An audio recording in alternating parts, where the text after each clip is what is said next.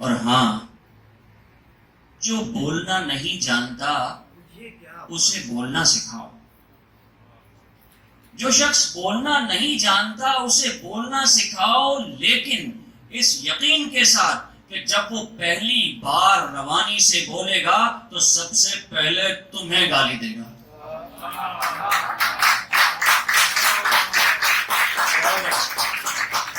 اور جو شخص لکھنا نہیں جانتا اسے لکھنے کی مشق کراؤ.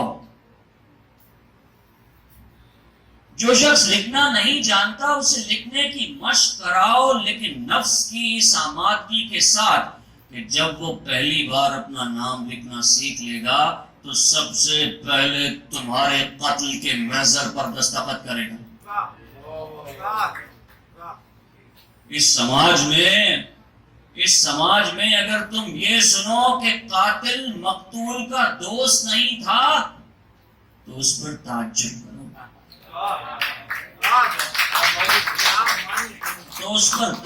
کرو، مگر یہ بددل ہونے والی بات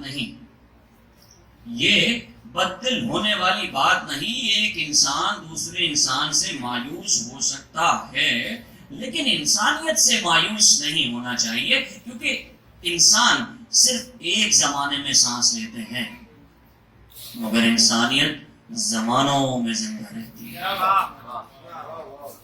کہنا یہ ہے کہ وہ سماج ہی کیوں باقی رہے.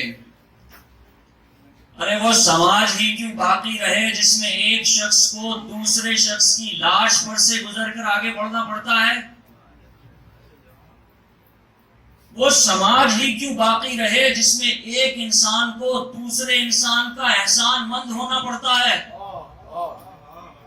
وہ سماج ہی کیوں باقی رہے جہاں ایک طبقہ دوسرے تمام لوگوں کے حقوق غصب کر کے بھی مجرموں کا گروہ نہیں کہلاتا، بلکہ طبقہ اعلیٰ کے اعزاز سے نوازا جاتا ہے.